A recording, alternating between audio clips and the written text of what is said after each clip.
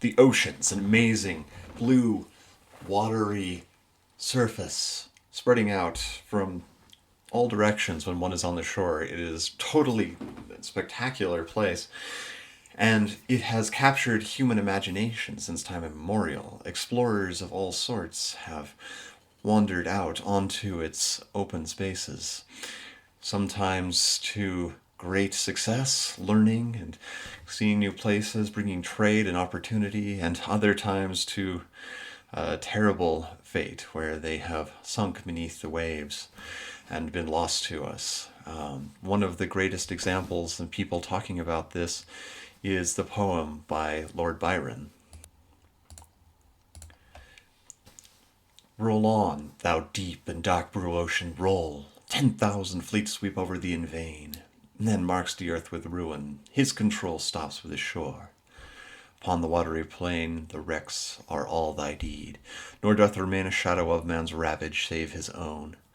When for a moment, like a drop of rain, he sinks into thy depths with bubbling groan, without a grave, unknelled, uncoffined, and unknown. Of course, this particular dark view of humans attempting to move on to the oceans and to control or to have any kind of power in that space is a very negative one. And it is part of why we have explored virtually every part of the planet on the surface, all of the areas that are amenable to human habitation, the ones that are warm and dry, the places that humans are better adapted to. Even the coldest spaces are beginning to be populated by humans. But it is an alluring place, and it is a great place of opportunity, potentially, as well. And it's therefore no surprise that it is one of the great frontiers that we're moving into. And thus it is that we have seasteading, which is exactly what it sounds like. People building homesteads on the sea. The idea being to take the concepts of living in a place, of being able to build a place to live from the land and move them onto the oceans and onto parts of the world that have been perpetually covered in water and therefore have not been accessible to humans in the past, at least not in the long term. This isn't a terribly new idea. People have been living on the sea to one degree or another, at least on the edges, for long times. We've had houseboats, we've had cruise ships, we have sea farming, and we farm fish along the edges.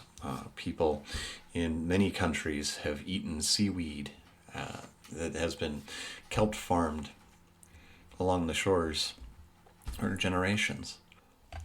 In fact, we have great examples of this right now. The aforementioned cruise ships are a fun, great place to start. You have people who go out on these ships and live it up, of course, for sometimes weeks at a time. And then you have the people who are the crews, and some of these people are doing long rotations, many months at a time, living primarily shipboard. And then again, we have the islands that are man-made out there, specifically thinking of something along the lines of oil rigs, where people go out and spend extensive periods living on these man-made spaces. They rotate out, but it is a permanent place where people are living their daily lives. The next real step in this, what separates these examples from a true homestead or seastead, is the idea that they are places of work and they are major business and industrial things. People go there because that is the job. They don't typically bring their families. This isn't home. This isn't where they're going to raise generations and live out their entire lives. They're extended places, but they give examples and opportunities that we can use to build upon. After all, the logistics of some of the larger cruise ships that can maintain and feed so that's many people for extended periods is quite impressive. Now, without constant resupply, they wouldn't be able to achieve it, but some, at least of the functions, can be translated over. And some of the economics also are very useful to getting an idea of how an island space like this could sustain itself. So we're moving into a situation where we have the technology, the understanding, and the demonstrated capabilities to do this. So now we need to get into why people really want to do it. What is driving them to go out there? And is it more than just this drive to be in a new place? People often go to the tops of mountains because it's there, but they come back down again. They don't tend to stay there. There is something a little bit deeper when you go to a place and remain in that place. For many, that can be explained simply by something like science. You want to go out there and see what is there and get a deeper understanding, a more complete and well-rounded perspective on something that's there. But what is really driving a lot of seasteading right now is, in fact, a desire to get away to a certain degree. The oceans, after all, are not controlled in quite the same way that all of the land masses are. They are subject only to generalized treaties, the laws of the sea, that are generally recognized between nations. And once you're out beyond a certain point, the rules of any particular nation cease to apply. And so there is a desire to utilize some of this freedom in order to explore new legal systems, to look in more detail at how you can build a different society, to undertake certain actions that may be limited by local governments, even to engage in medical activities at a reduced cost than would otherwise be available within a locality. Such actions and opportunities definitely bring a lot of variety in the people's perspective who's involved in doing this sort of thing.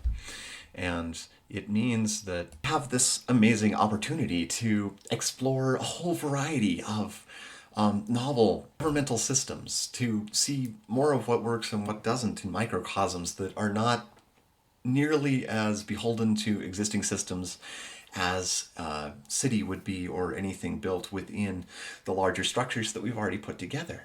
And it'll be a fascinating experiment in that regard. And of course, one should never discount the economic opportunities and potential that one has when moving out into the sea or into a new place. There are a host of different possibilities that could be engaged in, because this is utilizing what is one of the most limited resources within countries on land spaces. But when you have the entirety of an ocean to work with, you have a whole range of new possibilities that open up, where you aren't bumping into neighbors all the time and can explore possibilities that otherwise wouldn't be available. Naturally, such opportunities have not gone overlooked, and there are a number of interesting organizations that have popped up to start to try and build on these ideas, to try and really get this system rolling, to actually get it off the ground, onto ships, and into the deep blue. Among these are the Seasteading Institute, which is basically an organization that is dedicated specifically to the ideas of seasteading. It's less focused on trying to actually develop its own seasteading technologies than to get the ideas out there and to the populace, and to really drive the idea of seasteading. This is reinforced by the use of the term seavangelist to refer to many of the people who are out there talking up seasteading on its behalf. And then there are groups that are getting out there onto the waves in very real time. The most forward of these at the moment is probably the Satoshi, which is a cruise ship that has been modified to accept Bitcoin and basically is designed to live on at this point. You don't rent cabins, you don't go cruising, you buy a cabin, you live there, just like you would in an apartment building. Which makes sense given that cruise ships already have most of the amenities you would need to live there long term. Its current plans are to go ahead and park in the Gulf of Panama and use Panama City as a nearby base to go back and forth to, but far enough out that it more or less retains its independence in international waters. A really interesting idea. We'll have to see how that goes. But there is, at this point, no question that people are working to move out and to live on and in the oceans. I mean, even beyond the classical seasteading, more and more we're just seeing people moving out of cities, especially coastal ones, and they're building all kinds of different towns and small additional parts of the city basically onto the water itself because they've otherwise run out of space. This is where the next great expansion of humanity will be. We are, of course, going to space, but that's going to take a lot more time. It's going to be far more difficult than it is to live on the water. The water on the Earth still has the same atmosphere. It is perfectly breathable. It has, of course, all of the liquid water that you need, as long as you can refine it a little bit. It doesn't take nearly as much when it's just some salt water sitting there. And of course, you then have all of the ocean mapping, all of the bathymetry that we're doing. You have ever more science and industry moving across and around the seas, proving that trade is going to be ever more vital through the ocean lanes. And anyone in the middle of a trade area is going to be able to have all of that many more advantages, making money and prospering. So we are definitely going to the sea, and I think we're going to love it, just as the end of that classic poem states that humans are certainly enamored of the sea. It goes, "And I have loved the ocean, and my joy of youthful sports was on thy breast to be born. Like thy bubbles, onward, from a boy, I wantoned with thy breakers. They to me were a delight, and if the freshening sea made them a terror, 'twas a pleasing fear. For I was as it were a child of thee, and I trusted to thy billows far and near, and laid my hand upon thy mane as I do here." And just like that, with the same sort of childish delight and excitement and fervor, we're going to explore and we are going to make more of the oceans than we ever have before. Seasteading is going to be an amazing opportunity that is going to be a revolutionary element for humanity.